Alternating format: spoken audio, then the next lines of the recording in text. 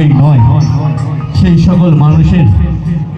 Hello everyone, কেমন আছো সকলে? আশা করি সকলে খুব খুব খুব ভালো আছো।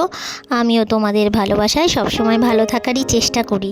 হ্যাঁ, মাঝখানে একটু শরীরটা খারাপ হয়েছিল, কিন্তু এখনও সমস্ত কিছু নিয়ে আমি সমস্ত আনন্দে সামিল হওয়ার চেষ্টা করি।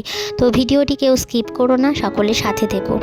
দুদিন ধরে দেখতে পাচ্ছ যে আমি এই ধাবা ওপেনিংয়ের ভিডিও দিয়ে যাচ্ছি। হ্যাঁ, এই ধাবাটা হচ্ছে অনেক স্বপ্ন নিয়ে এই ধাবাটিকে তৈরি করা হয়েছে। জানি না কতদূর আমরা সাফল্য পাবো। আর এই ধাবা যেদিন ওপেনিং হয়, সেই ওপেনিং করেছিলেন আমাদের চাকদার একদম খুব প্রিয় একজন মানুষ, শুভঙ্কর সিংহ, যাকে আমরা চাকদাবাসী সকলে যিশুদা নামেই চিনি।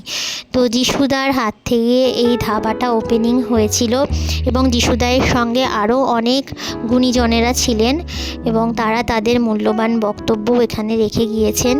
আমরা সকলে যথাসামান্য একটু চেষ্টা করেছিলাম তাদের আদর আপ্যায়ন করার এবং তাদেরকে বরণ করে নিয়েছিলাম। ভিডিওতে দেখতে পাচ্ছ আমি এবং আমার সঙ্গে আমার এক দিদি, আমরা দুজনেই বরণ করেছিলাম। আর অনুষ্ঠানটা খুব সুন্দরভাবেই সাফল্যমণ্ডিত হয়েছিল। তো সকলকে একটাই অনুরোধ করব যে সকলে এসে একবার হলেও খাবার টেস্ট করে দেখো। আর অনেক ভিডিওতেই আমি অ্যাড্রেস দিয়েছি, তাও অনেকে আমার কাছে জানতে চাইছো।